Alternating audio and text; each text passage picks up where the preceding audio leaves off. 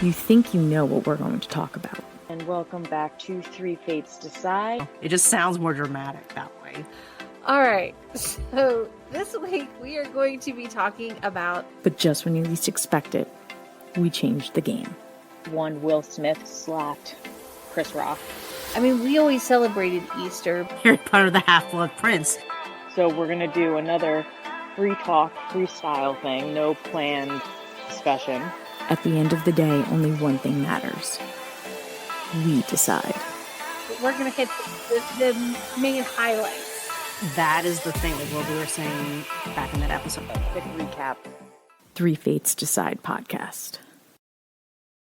Hello, everyone, and welcome back to Three Fates Decide. My name is Sam, and I'm here with my two co-hosts, Mary and Liz. Say hello, ladies.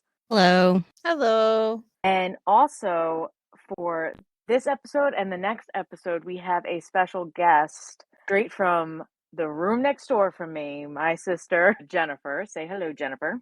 Hello. And for the next two episodes, we are going to be discussing the British royal family scandals, and definitely more recent. So pretty much from the abdication of King Edward to the current.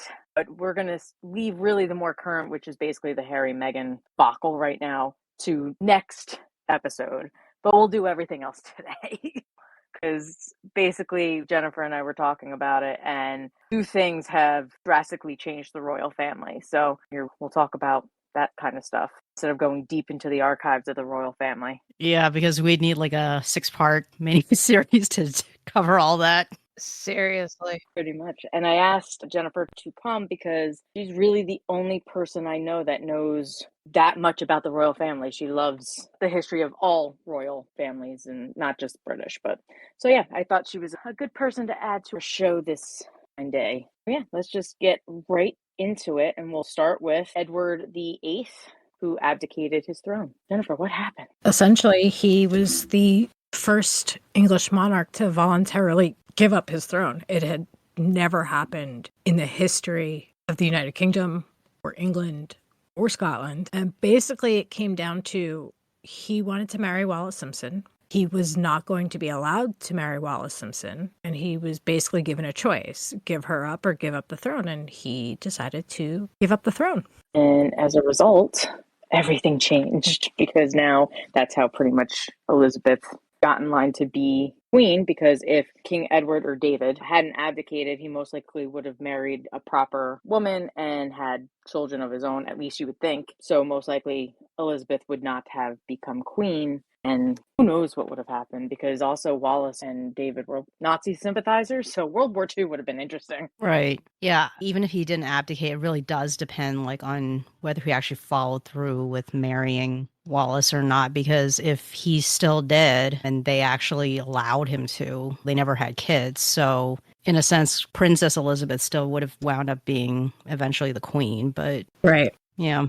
He really wanted what's called morganatic marriage. And there was examples of this in other European royal houses where basically they get married, but the wife doesn't hold any titles. Any children they have don't hold any titles. It's basically just like a marriage in name. It doesn't have any impact on a line of succession. And that was one of the things that he proposed, was that he be allowed to marry her and it be morganatic, so she wouldn't be queen, she wouldn't get a title, she wouldn't get an allowance, any children they had would not be in the line of succession. And basically the only person who was on his side was Winston Churchill. Parliament, members of the cabinet, all of the other countries within the empire all said absolutely not. His biggest problem was that the Church of England did not recognize divorce. She was still married to her second husband when all this happened. They considered that marriage to be bigamous because they didn't recognize the first divorce.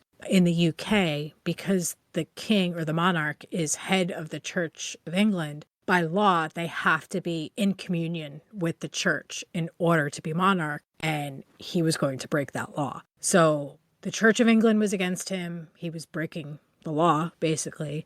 And every other country within the empire basically said, we won't agree to this. Your choices are to give her up or gave up the throne, and he refused to give her up. It was great. Yeah. In a way, you could give it a spin of it's very romantic that he loved her so much that he gave up his life, his country, who he was for her. The Americans were the only ones who wanted it to happen, which kind of makes sense because she was American. His mother, Queen Mary, thought that she was holding him under some kind of sexual spell. Apparently, they had an S&M type relationship. She treated him extremely badly, and he was okay with that. He liked that. She wasn't faithful to him. The general consensus was she was out for the money. She was out for the jewels. He spent a lot of money on her. He bought her a lot of jewels. She wanted the title. She wanted to be queen. She wanted all the stuff that came with it. They didn't get married for almost a year after he abdicated because it took that long for her to actually go through with the divorce. So, yeah, it was romantic in the sense that he was willing to give everything up. But at the same time, he was basically being held under the spell of somebody who really didn't care for him so much. Just, he was an odd person. Yeah, well, and it was probably one of the dumbest things that he could have done. Absolutely. I'll say that. It was probably one of the dumbest things he could have ever done. And it took 30 years after the abdication. He wasn't invited back to the UK for an official event for 30 years. So that's how long his family just basically ostracized him. He came back for his brother's funeral. He came back for his mother's funeral, but he wasn't officially invited back by the family for 30 years. They all blamed him for the death of his brother. Pre-war, they were Nazi sympathizers. There was a plan by the Nazis to basically, when they won, to overthrow his brother and to install Edward as a puppet king. There was a lot of things that really didn't come out at the time until much, much later. I think it was probably a good thing that he abdicated and allowed his brother and then his niece to take the throne. But at the time, the British public were in the dark for almost the entire thing. They really didn't find out till the end. Yeah. Crazy. Justice for Bertie. That's all I have to say. Poor Bertie. He deserves so much better.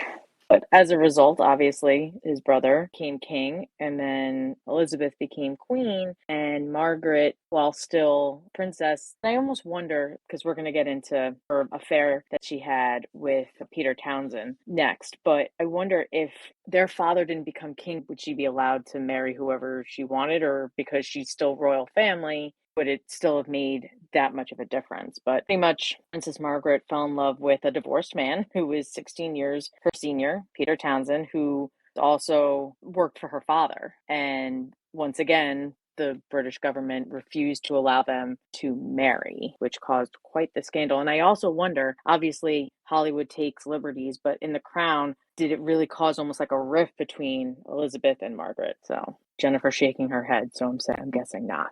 But yeah, pretty much a similar thing, but they wound up shipping Townsend off to get them apart. But the queen was okay with it. Her mother was okay with it. It was the government that once again stepped in and said, nope. And Prince Philip was the only family member against it. I don't know if her father hadn't become king, if that would have mattered, because it still would have been against the Church of England. She possibly could have gone to Scotland and gotten married because it wouldn't have been against church doctrine in Scotland. That's where the Princess Royal, Princess Anne, got married for her second marriage. They went up to Scotland because it wasn't against church doctrine. I don't know if it would have made a difference, but yeah, The Crown plays it pretty straightforward to begin with. Yes, the entire government was against it. Yes, they told her to wait till she was 25 because under the Royal Marriages Act of 1772, once she was 25, she no longer needed royal assent for her marriage, but the difficulties didn't go away once she turned 25. He was still a divorced man with a living spouse. You can be divorced, and if your spouse is no longer living, well, then you're free to remarry because your spouse is no longer living. The problem with Margaret and with King Edward is that the spouses were still living. But they say, it's allegedly, that they didn't fall in love until after the king died. I think there was attraction there beforehand, but their relationship didn't become like a relationship until after the king died. And part of me wonders if it was because the king died. She was extremely close to her father, as well as I know how difficult it is to lose your father when you're that close to them. And it's generally not suggested that you jump into a relationship when you're going through that grief process. So part of me almost wonders if it was so strong and such a love or infatuation, if it wasn't because she was grieving and was just looking for something that was going to make her feel better. The government was against it. Prince Philip was against it. The Queen and the Queen Mother were not against it. They wanted her to be happy. Unfortunately, everybody else was against it. They sent him away for 2 years, which they knew was going to happen. Like, it wasn't a surprise. They were allowed to communicate with each other throughout the 2 years. And then when they came back, all of a sudden they broke up. So was it that the separation worked and those 2 years helped her through the grieving process a little bit more? She found out who she was, the growing up process. You're 25 now. You're different than when you're 21, 22, all of that. The only thing is that the Queen, according to the National Archive, they released this in 2004. The Queen was actively planning on amending the 1772 Royal Marriages Act to allow her sister to marry him. And it was in the process, the Queen was working on it. Basically, she would renounce her rights to the throne. Like, she'd be removed from succession. Any of her children that she had with him would not be in line to the throne, but she'd be able to keep her title. She'd be able to keep her allowance, which upon marriage would have been £15,000 a year. She would have been able to keep her charities. She still would have been a member of the royal family. She'd still be the Queen's sister. Everything would be exactly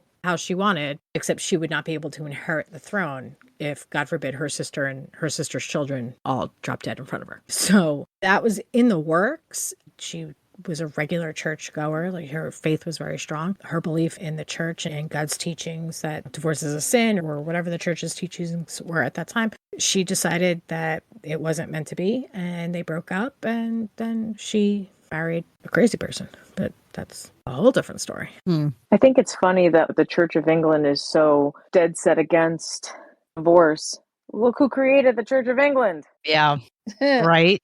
The Church of England actually changed their decree in 2002 that divorced people can now marry, which is why King Charles is able to be king, because divorce is allowed within the Church of England at the priest's discretion, whatever that means. So they did change, but you think about when this was. With Edward, it was 1937. With Margaret, it was the early 50s. Divorce was taboo regardless of what side of the ocean you lived in or what your religion was. Divorce was not something that you discussed. It wasn't like you were shunned. If you were divorced, like, you were not accepted into polite society. So it was a completely different world than it is now. It was starting to change when this all happened with Margaret and Peter Townsend. The people were on her side. The people loved her. So it all started to change, and the Queen was willing to do whatever it took to make her sister happy, which is where the Crown got it wrong. But it's sad. I wonder if it was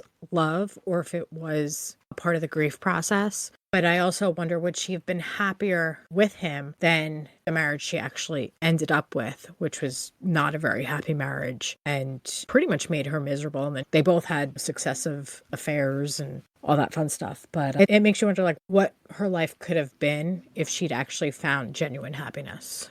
Yeah, poor Margaret. They, whoever they are, say the only man that she ever truly loved was her father.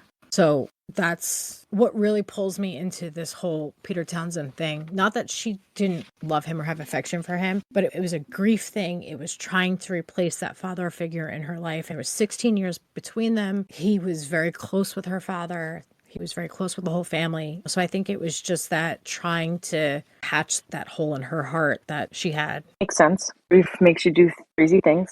So moving on, I don't think a lot really happened until the 90s, besides a man breaking into the palace and whatever, but snuck into the Queen's bedroom and all that stuff. But royal family-wise, it wasn't really until the early 90s, 92, that all hell broke loose. And let's see, you had 2 divorces from the Queen's children and 1 separation. So that's Anne, Andrew and Fergie, and Charles and Diana. So 92 was not a good year for the royal family by any means of the imagination, at least when it comes to relationships.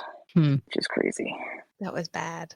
Yeah. But, and let's see, as a result, so I guess my question is to you, Jennifer, for the whole Fergie Andrew thing. I guess we can start with them. But did her selling whatever, was that before the divorce, or I'm trying to find it? I just had it. She like sold secrets or whatever to the. That was after. Oh. Way after the divorce. That was more recent. That was within like the last 10 years or so. It was a trap. 2010. Yeah. But Fergie, or Sarah Ferguson, Duchess of York, and Andrew, Duke of York, really what started them scandal-wise was the pictures of Fergie on 2 different occasions. One was she was with somebody and they were sucking her toes. And then after the separation, but same year, there was a picture of her topless with a different guy or something. Yeah. Unfortunately, I think the royal family had a lot of hard lessons to learn. And I think they all learned, like in 92, the Annus Horribilis, that they were Duke and Duchess of York did not spend many days together married because he was in the military, he was off doing whatever. They never taught either Fergie or Diana really the ropes. They just threw them into the deep end and said, hey, figure it out on your own. So there was a lot of mistakes made with both of them. And basically everything came to terms in the 90s. Everything fell apart. The 90s were a horrific decade for the royal family. Sarah and Andrew separate. They eventually get divorced. She's got the pictures on tabloids of her topless or getting her toes sucked, which basically is why Philip would never allow her involved in anything after that point. The Queen still got along with her and would invite her to things if Philip wasn't going to be there, but that ended very badly. And then he was the spare. So yeah, it was a big deal because it was tabloid fodder and it was embarrassing and everything else, but it wasn't the big deal that Charles and Diana was. That was completely different. Oh boy, yeah. Oh my goodness. And then Princess Anne got divorced and she has since remarried. Like you mentioned, they went to Scotland. Yeah, they got married in Scotland. He actually worked for her mother in pretty much the same role as Peter Townsend started for his father. He was an equerry, so he was known within the household. And they've been married all these years since. She got married pretty quickly. They did get married in Scotland because the Church of Scotland doesn't care if you're divorced or not. And he stayed in the Navy. He supports her, and Anne's ex-husband is a slimeball. But yeah, it worked out. Honestly, the only child out of the 4 that had any kind of normalcy in a relationship was Prince Edward. And Sophie Rhys-Jones had her own saga of trying to basically get people to pay her to get access to the royal family. That all happened in the 90s too. But she got past that, and now the 2 of them don't cause any problems. Been married forever. And then the mighty 3-person marriage of Oh God.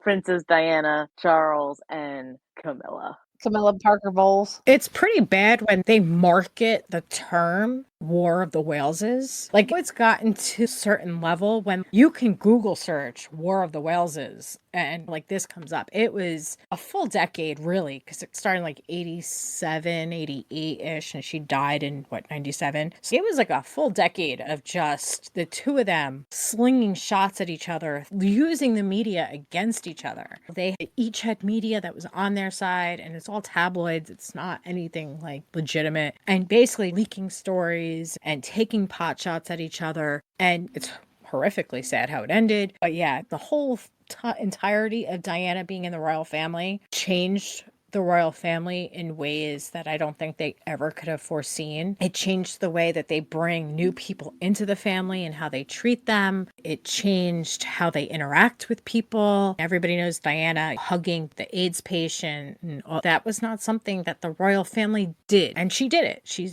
didn't care. She was passionate about the things that she was passionate about. AIDS was one of them. And at the time, people thought you could get AIDS by touching somebody. Nobody knew. And she didn't care. But these were things that she was passionate about. So she really just changed the whole trajectory of the royal family. And you're still seeing that today.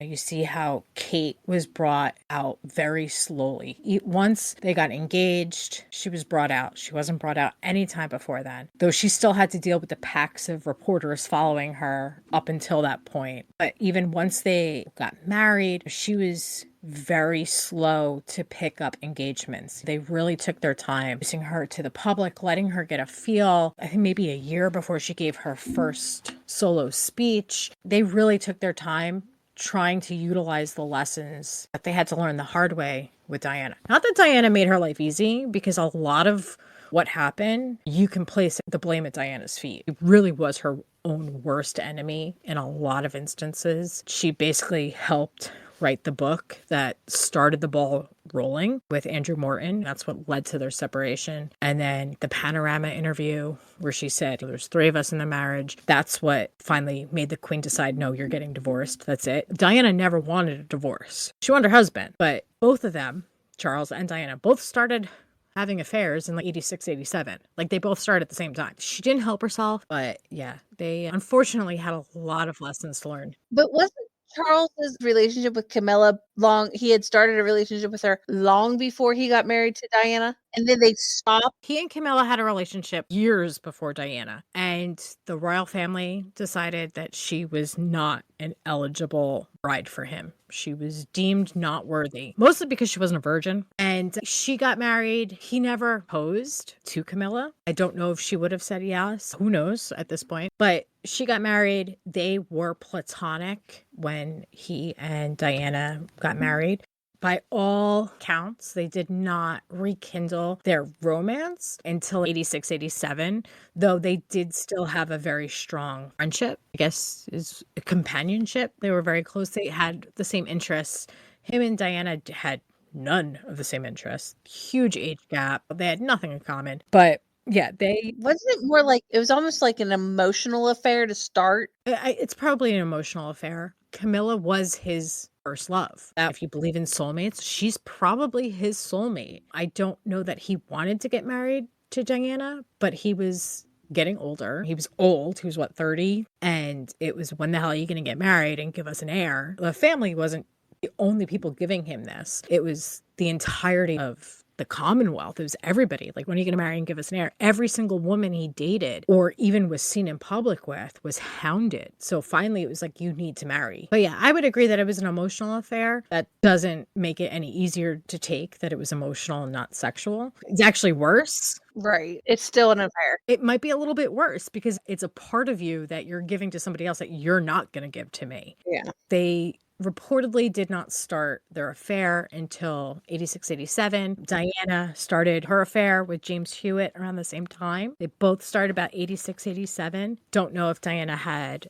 affairs before that. Her and Charles were pretty good around up until like after Harry's birth. She had stated that the time during her pregnancy and after her birth with Harry was the closest the two of them were ever together. So sometime 85-ish, the wheels fell off. Yeah. She also talked about the fact that she had postpartum depression as well after the birth of both children, I think. I want to say this is definite. Allegedly, maybe, possibly. She had mental health issues. There's conjecture, rumor, supposition that maybe she had borderline personality disorder. I have no idea. Don't know if anybody can make that diagnosis without actually meeting her. But she did have issues. She was bulimic. She allegedly said that she tried to commit suicide while she was pregnant with William. She admitted to self-harm. She would cut because she had depression. And some of these were before she was pregnant with William. Some of them, the bulimia started during the engagement. So whether it was a clinical diagnosable issue or just she had a tough childhood as well. There was a lot of things stacked up against her, but she definitely could have benefited from seeking help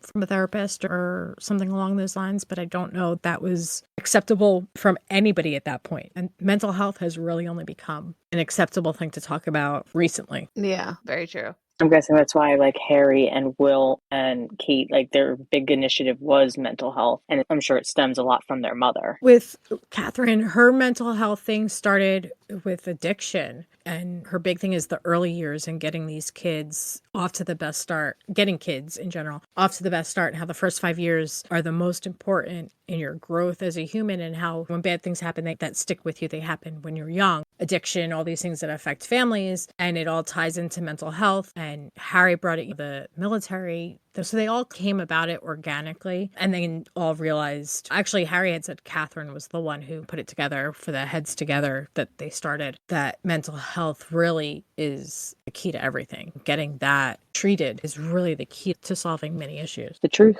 It's the truth. And then the other thing that happened in 1992 was the Windsor Castle fire, which was a devastating blow, to say the least. 115 rooms were destroyed, and the restoration cost about $60 million US. Oh, I could totally believe that. I guess real scandal was that because it was, I guess, owned or whatever by the government was like, oh, the country will pay for it. And the citizens were like, no, don't think so. You're not taking that out of my taxes and all that stuff. And that's when the Queen said she would start paying taxes, basically. Yeah, she had agreed to pay taxes before that. It just hadn't been announced. Yeah, the Windsor fire was horrific. Just in the things that were lost. So you figure the castle's been there for a millennia. It was built over 1,000 years ago. So just the things that were potentially lost, it is horrific. Forget the fact that it's a home and it was the Queen's favorite home, and she basically had to watch her home burn after 3 of her 4 children just disappointed her left and right by everybody cheating on each other and everybody having wars in the papers and basically being a mess. But yeah, she had agreed. They hadn't released it when the fire happened. I think it was the Home Secretary, who's like in charge of all that stuff, basically said that the government would take care of fixing Windsor Castle because it's not privately owned. It's held by the trust. The people basically flipped out because this is the Queen's home. Like, why are they paying to fix fire that happened and nobody's fixing my fire if my house burns down? So basically it was announced that after the words that the Queen was going to pay tax, which was the first, they opened up Buckingham Palace to like tours and stuff like that. So they've raised a lot of money, and that's basically how they paid for it, by opening things up and allowing people to pay money to go see the goods. Including me. Yeah, absolutely. Why wouldn't you? They've opened it up even more now. So it used to just be open like a short amount of time, a couple weeks, but now it's like open like the whole summer. Not now because they're fixing it, but that's how they're making a lot of money to keep up with the upkeep of these places, is that they're doing tours, they have gift shops, they've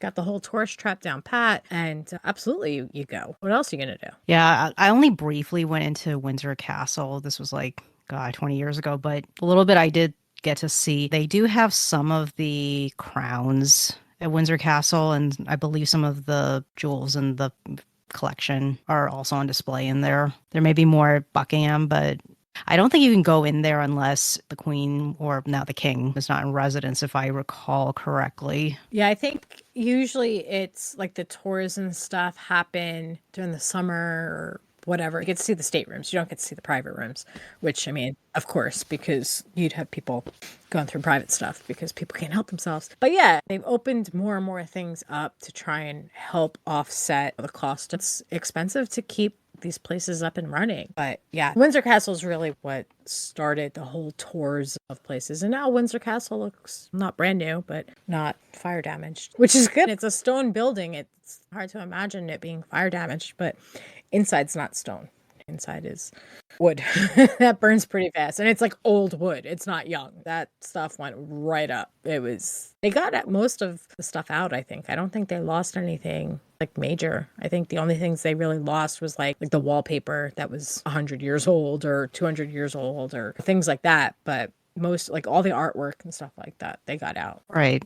Yeah. Yeah. And then, let's see, I think the next major thing that happened was really the response after Princess Diana's death. The people were not happy with the royal family and the Queen, and I really feel like this was the first time that the Queen had a lot of negativity toward her during her reign because they loved Diana. I have very strong emotions about this. If I could slap every member of the public, I probably would. And I didn't have strong emotions about it until we lost Dad. How dare you sob and carry on over somebody that you loved but didn't know, and expect the actual family members, including her 2 teenage sons — technically Harry was not a teenager yet — her 2 young sons, to come out and console you? Who the hell do you think you are?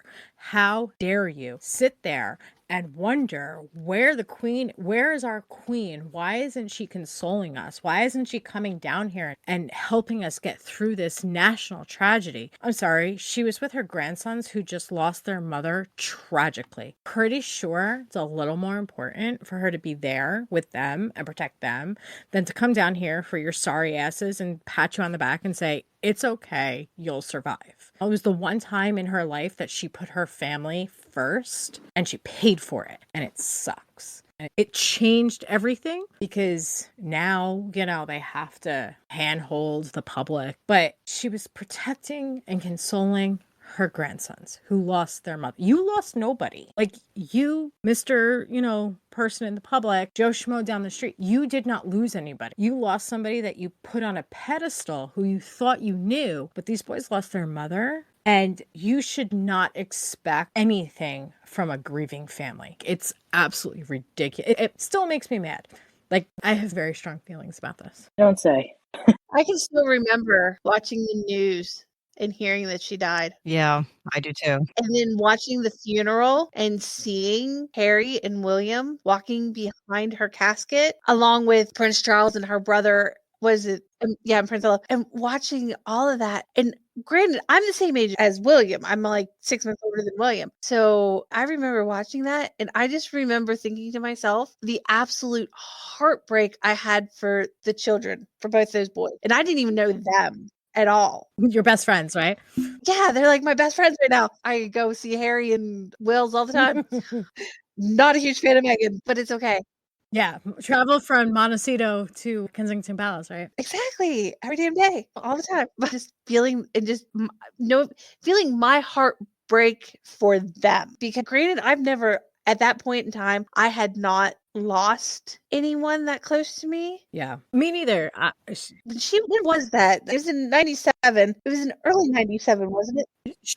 She died in August, and then her funeral was in September. Yeah, because we were on vacation. Yeah, she passed in August. My grandfather passed in July of that same year. So I was already grieving a family member. So I could feel my heart absolutely breaking for these two boys, even though I had no tears to cry for my own damn grandfather because of a medication that I was on at the time. I know Samantha, because I remember exactly where we were, what happened. Our father's the one who told us we were on vacation. It was shock. How could this be? She's only 30 something years old. And the funeral itself, I remember it just being so sad, but I'd never really lost anybody. And then when our father died, obviously everything changes once you lose somebody who's close to you. And that just changed my whole outlook. I can't imagine having to grieve publicly. I hated grieving at the cemetery in front of those people. So I can't imagine having to grieve that publicly. And it just makes me so angry that these people felt that they deserved attention from the queen. Meanwhile, she's being a grandmother and attending to her grandsons who just lost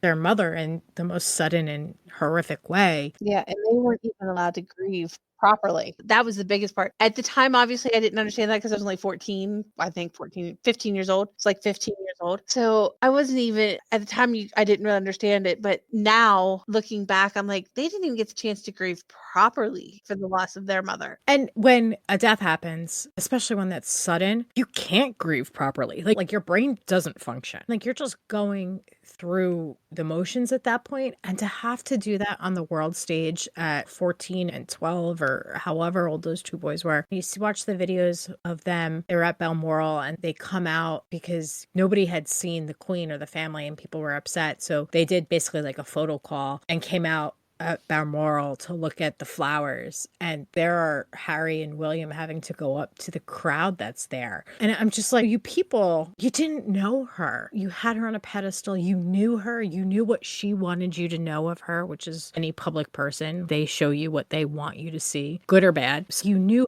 who you thought you knew, but this was their mother. It just still kills me to this day that these people basically pitched a fit because the queen didn't come back from Balmoral and help them while they were grieving or fly the flag or anything. And meanwhile, she's doing the most human thing you can do, which is take care of your own. Right. Yeah, obviously we're going to talk about like the Harry Meghan thing, but one thing that I've seen like with all of his recent interviews and stuff was him talking about after his mother died and how strange it was to him having to go and almost console these strangers. And he like always mentioned how he just couldn't understand these people who were like weeping in front of him. And we talked about the one time where someone who couldn't get to where the flowers were handed him the flowers for him to go bring the flowers over to the rest of the pile.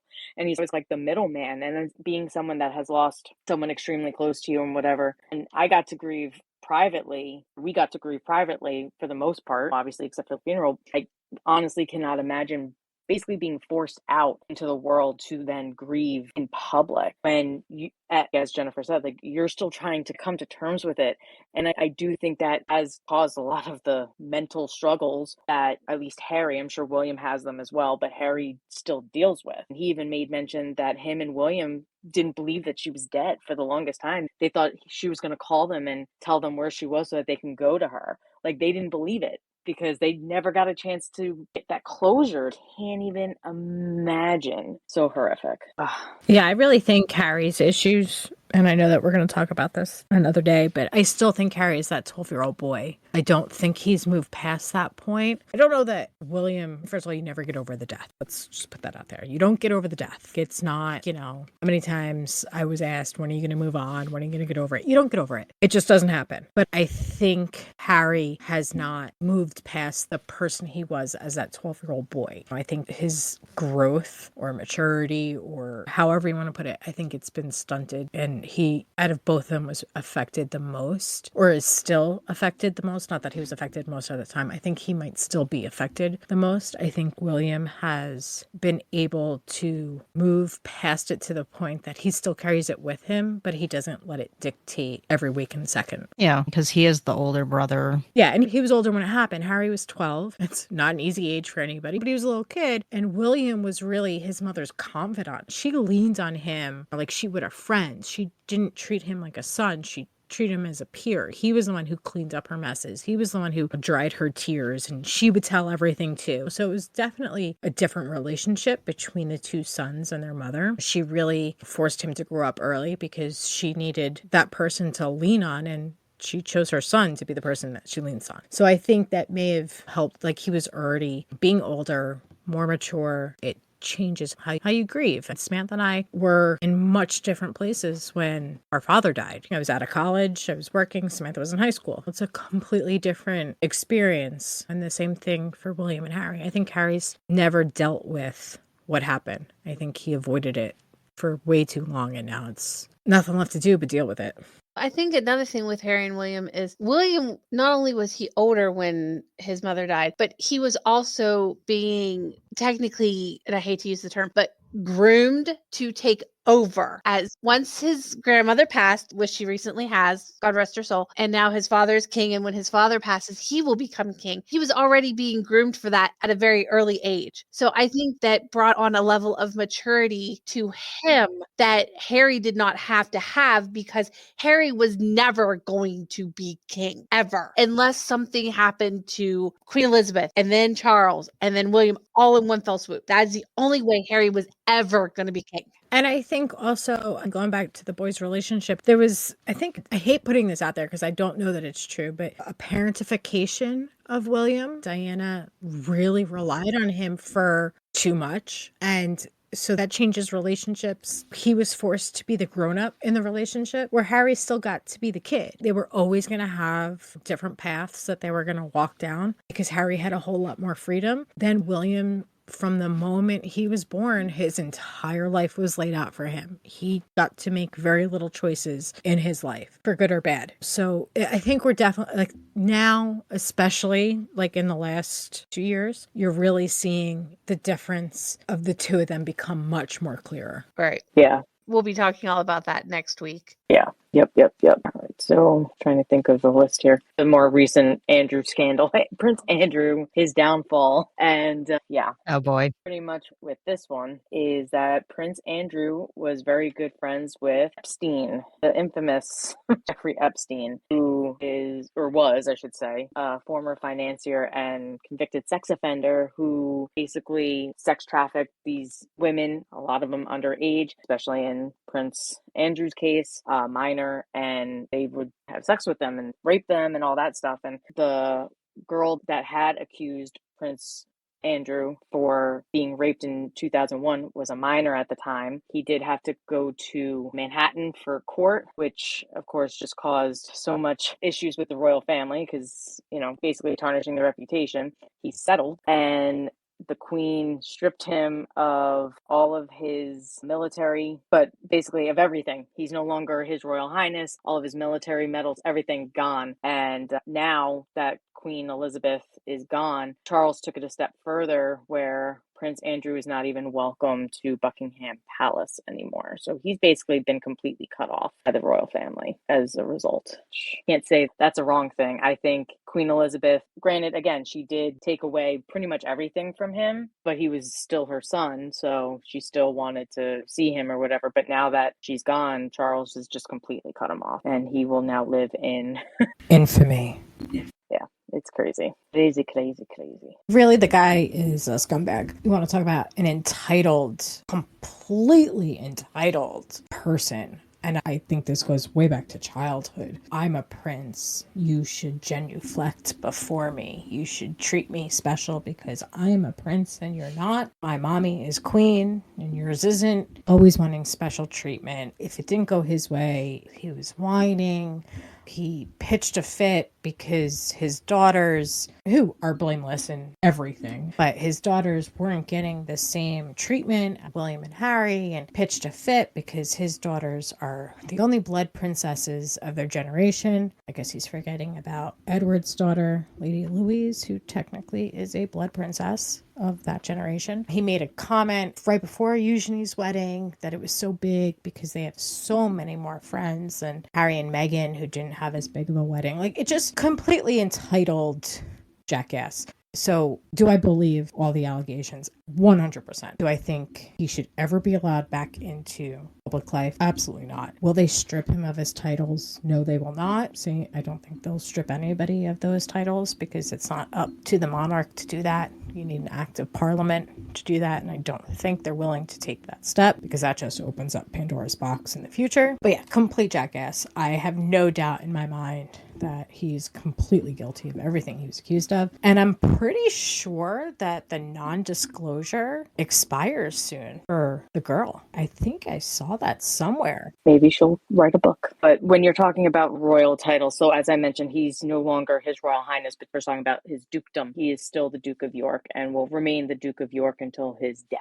But yeah, other than that, though, he's pretty much a nobody at this point. Yeah, but he was like really good friends with Jeffrey Epstein. In fact, I believe it was Fergie that he had Jeffrey Epstein pay off a lot of her debt and stuff like that. That's how close of friends they were. So you can't sit there and tell me that he wasn't involved with that whole thing, amongst other people. He's only one of the several major fish, but you can't sit there and tell me that he wasn't involved. I will not believe you. Will not. But yeah, so those are pretty much all of, obviously, except for now the more recent scandal that is still ongoing, which is obviously Prince Harry and Meghan versus the royal family. But other than that's pretty much everything from the abdication to now. That's more than enough. They've had more than their share of tabloid stories, and they're not even tabloid stories, they're like legit news stories. They all happen. Yeah, they've had more than their fair share. Yeah, it really just cannot be easy having family drama out in the open in the public. We all come from big families and extended families, and there's always something happening, whether it's your branch